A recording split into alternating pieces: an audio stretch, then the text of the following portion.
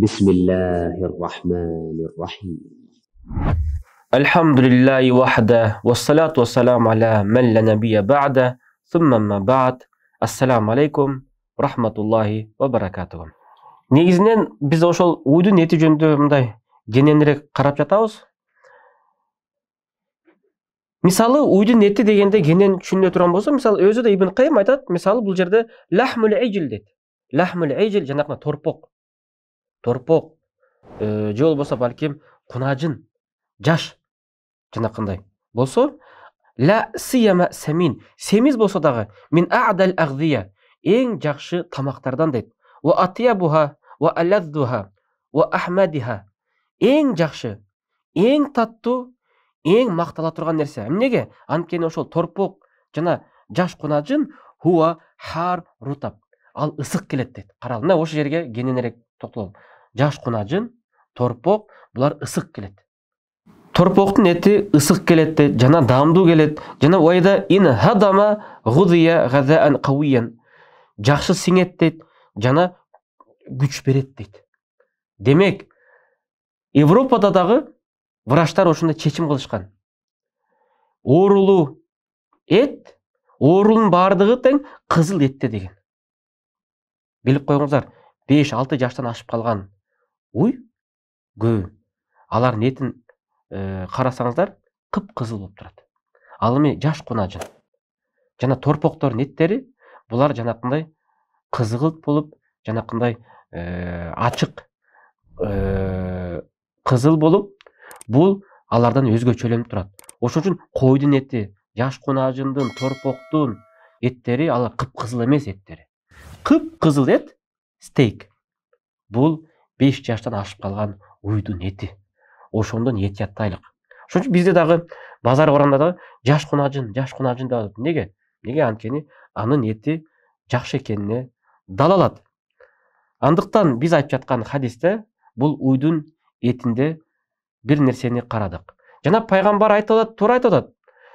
Себеби дегенде пайгамбар айткан сөзүндө сүтүндө дава дейт, этинде дарт дейт. Мындайча айтканда Ибн Кайым дагы Ад-Дава дава дейинде китебинде дагы анда кененирээк өтөбүз.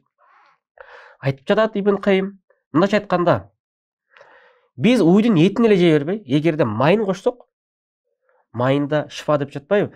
Ошол дартты, ошол зыяндыкты майы жоюштуруп кетет. Же болбосо этин жегенден дароо сүтүн ичиш керекпиз. Жана ошондо жанакы пайгамбардын хадисинде чымындын бир канатында дарт, бир канатында ошол дартка каршы дава болсо, аны матырып туруп, кайра алып туруп жегендей, этин эле жебеш керекпиз. Этин жесек, сүтүн кошо ичип, майын дагы кошо аралаштырып жесек, ошондо жанакы зыяндыктардын бардыгы кетиши мүмкүн. Демек, таукифия ошондой. Экинчи, иштихадия деген маселе эмне? Иштихадия деген сөз бул жерде Аллахтан ачык тыюу, же Аллахтан ачык буйрук жок Куранда. Же пайгамбардан ачык тыюу, же пайгамбардан ачык буйрук жок. Демек, бул мас'алату иштихадия. Ла иштихад ма'a нас дейт алымдар. Демек, текст турганда Аллахтан Куранда же пайгамбардан ачык хадис, сахихун, сарихун, тура хадис турганда текст. Ошол тургандан кийин иштихад кылган мүмкүн эмес. Мындайча айтканда, бир маселени бул жерде кичине түшүндүрүп кете турган болсом, мисалы, пайгамбардан келген ачык, айкын келген хадис, багымдатты бай айтканда 2 рекет парзы, пешин 4 рекет парзы. Бул жерде текст турат, хадис ачык, сарих. Ошол жерден келип алып туруп, алымдар бир да мазхаб иштихад кылып, багымдатты 4 рекет окуйлук дей албайт.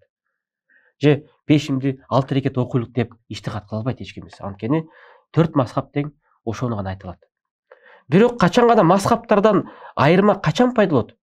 Качан гана пайгамбардан түзмө-түз буйрук, же Аллахтан түзмө-түз тыюу же буйрук жок болуп калса, Аллах Таала жанан элчиси мусулмандарга, аалымдарга иштихад кылганга, ошол мажайга, ошол майданга таштап койсо, ошол жерден алымдар иштихад кылат. Демек, уйдун эти оорулуубу? Ооруну алып келеби, алып келбейби маселе, бул иштихади маселе. Ошол үчүн Ибн Кайым өзүнүн иштихадын кылып, анткени ал билесиздер, белгилүү врач, чоң алым болгон, ошол жактан өзүнүн көз карашын, иштихадын айтып жатат. Анан бирөөлөр айтат, мага айтып, ошол ооруларды туудурат, зыяндык, ошондой оорулар туудурат дегенге хадис барбы дейт. Субханалла, эми ошого да хадис керекпи? Мен айтып жатпайм, хадис биз алабыз качан таукифия маселе болсо. Аяттык өкүмдөр болгондо, акыйда маселесинде биз хадис алыш керекпиз. Бирок иштихади маселеде бул жерде хадис келген жок. Бул жерде эмне керек? Бул жерде практика керек. Анткени өзгөчө иштихад кайсы маселесинде? Иштихад жанакындай зыяндыгы барбы жок деген маселеде. Бул жерде күчтүү врач болгондон кийин Ибн Кайым бул изилдеп карап атат. Уйнети канчалык деңгээлде зыяндык берерин. Жана мейли бул хадис мен сахих дегендерге өтпөй эле коеюн. Даиф дегендерге өтсөм дагы макул, мен айтайын. Бирөө айтышы мүмкүн, даиф экен, биз ошону канаттанып жатабыз. Мейли бул хадис даиф, алсыз болгон учурда дагы эмне маселе бар? Таргиб ва тадхиб деген маселе бар. Таргиб ва тадхиб деген сөз мааниси кызыктыруу жана тарбиялоо деген тармакта уйдун эти зыяндыкпы же зыяндык эмеспи деген айтканга болот. Эмнеге? Анткени уйдун эти зыяндыкпы, зыяндык эмеспи деген бул кызыктыруу маселеде. Ошо элди ошо уйдун этин кешке жеп ооруп калбасын деген максатта, элди койдун этине, жылкынын этине кызыктыруу максатта айтса болот. Качан даиф хадис колдонбойт? Ачык шарият өкүмдөрдө же акыйда маселесинде. Аллах иман келтирүүдө, кыяматка иман келтирүүдө даиф хадис айтып, элдин башын айлантпаш керек.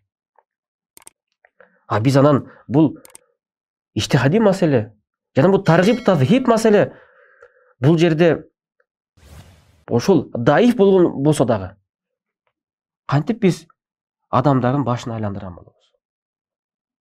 Бул жерде таргиб тазхиб деген сөз мааниси кызыктырып, тарбиялоо. Анткени элди биз ошону айтыш керек. Анткени бул жерде коркунучтуу ооруларды атап жатат Ибн Кайым. Айтып жатат, рак оорусу туудурулат дейт. Васваса оорусу, слон болезнь, пил дарты. Булардын баардыгы уйдун этинен зыяндык келет дейт. Жана зыяндыкты тосуш керек дейт. Бирок эмне менен тосуш керек дейт? Чеснок жесин, перес жесин, имбир жесин дейт. Демек, уйдун этин жеп жүргөн бир туугандар, бул арам эмес. Жей бериңиздер, бирок жок дегенде чеснок кошуңуздар, перес кошуңуздар, имбир кошуңуздар. Эмнеге? Балким сизди ошондой дартка чалдыгып калбасын деген ниетте сиздерди туура тамактанууга кызыктырып жатабыз. Анткени бул маселеде алымдар мындай хадистерди айткан. Бул жерде хадис сахих экен, анан даиф экен, анан буну айтпаш керек же айтыш керек деп маселе эмес бул. Бул иштихади маселе. Качан гана арам болот? Качан гана биз таукифи маселесине келип туруп, уйдун этин жеген арам десек туура эмес болот. Биз эч бир сабакта уйдун эти арам деген жокпуз. Зыяндык деп атабыз. Жана зыяндыкты жанакындай сөз менен айтканда, жанакындай таржиматул лугавия, тилдик котормодон балким туура эмес түшүнүп жатат кээ бир адамдар. Зыяндык деген жанакындай дар деген максатта эмес, зыяндык да деген максатта. Дарт деген, оору деген максатта. Сыркоо деген максатта. Бирок жанакындай шариаттык зыяндык эмес. Шариаттык зыяндык бул мисалы тамеки. Шариаттык өкүм менен өкүм чыгарылган алымдарда. Зыяндык деген, харам деген. Ола тулку биайдикум ила тахлука. Өзүңөр колуңар менен жоготууга салбагыла дейт. Ошон сигарет ачыктан ачык харам.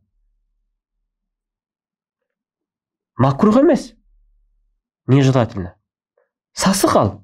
Анткени Аллах Таала бизге таза нерселерди Аллах адал кылган. Харрама алейнал хабаис. Бизге арам нерселерди, ыплас нерселерди арам кылган. Сигаретти ким айтат таза нерсе деп? Ал ыплас нерсе, сасык нерсе.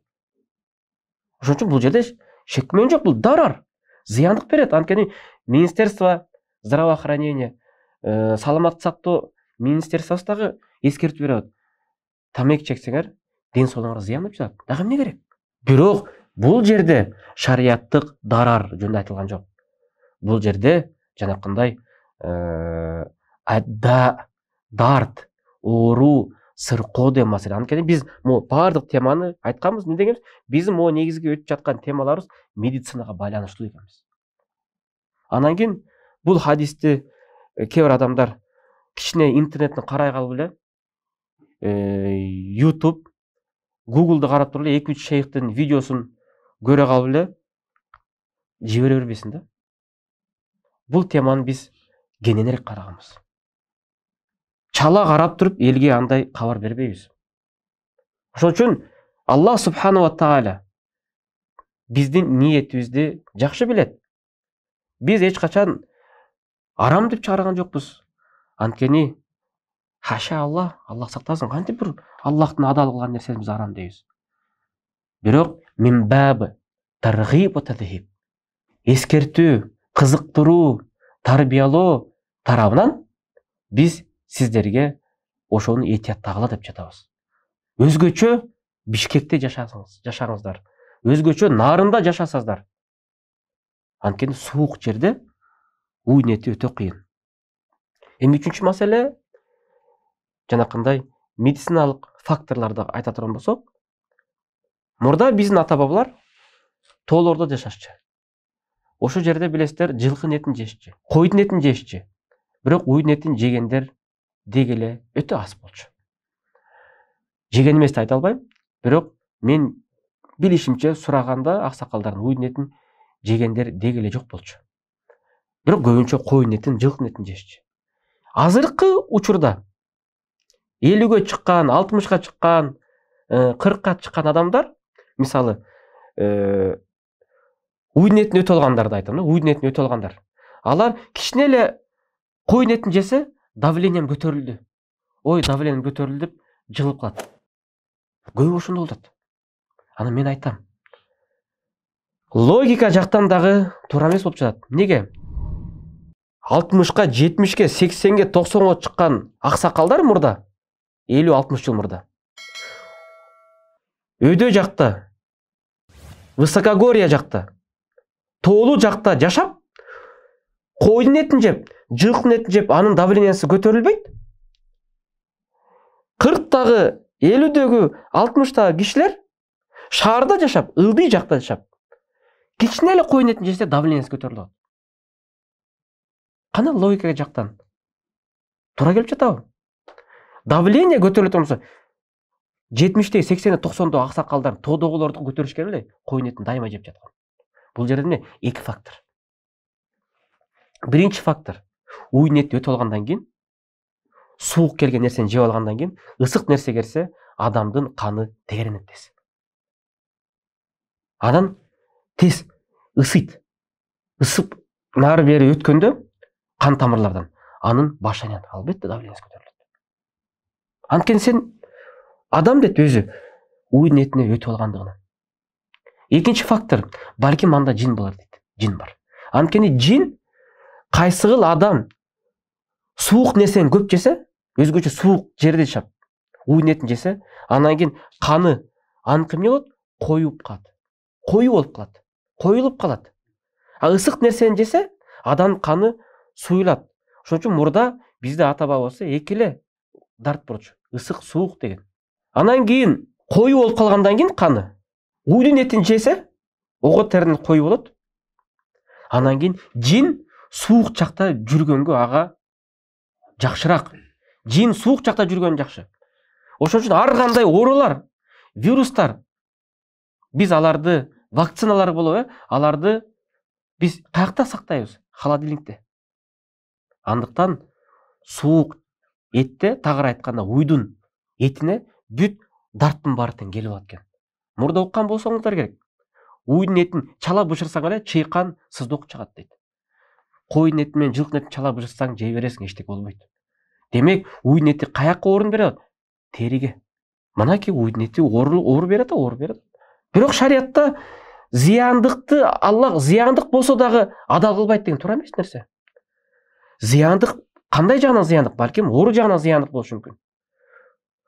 Бирок адал болсо өзөгү адал болсо адал боюнча кылат.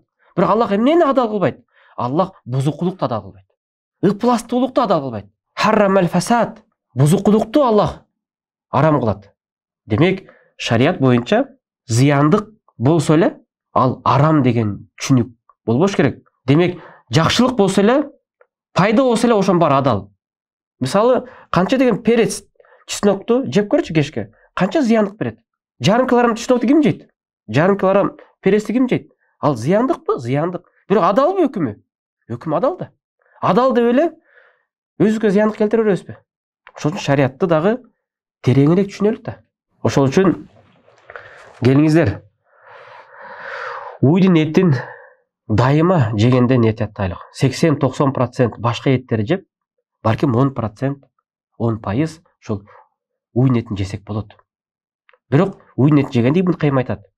Анткени уй дейт, ар түрдүү чөптөрдөн жейт дейт. Ошол чөптөрдөн, жабыркактардан жегенин жакшылыгы сүтүнө же майына кетет дейт. Ал эми уй ыплас нерсени дагы жейт дейт. Мусор мындайча айтканда. Мусор деген бар го. Уй мусор да жейт, билесиздер. Эгер билсеңиздер, ал ар кандай калдыктарды, мусорларды, кир нерселерди жеп кое берет. Ошол нерселерди жегендигинен дейт, ал этин өтөт дейт алымдар. Ошон үчүн уй ал ушундай мал ал ылгабайт. А калган кой, жылкы булар таза мал. Туруп калган нерсени да жебей коет кээ бирде жылкы. Туруп калган сууну ичпей коет. Уй туруп калса да эмне болсо дагы жугундуну кошуп койсоң да иче берет. Демек, бул жагынан да карабайлык да. Биз этияттайлык. Бирок этияттоо деген маселеде айтылган жок да арам деп. Арам болсочу, арамдын калилуху факасируху харам. Арамдын азы да, көбү да арам. А биз айтып жатпайлыкпы? 10%, 15% жей бергиле деп. Демек, харам эмес да. Ошол үчүн Аллах субхана ва тааля уй маселесинде кененирээк туура түшүнүк берсин. Ассаламу алейкум рахматуллахи ва баракатух.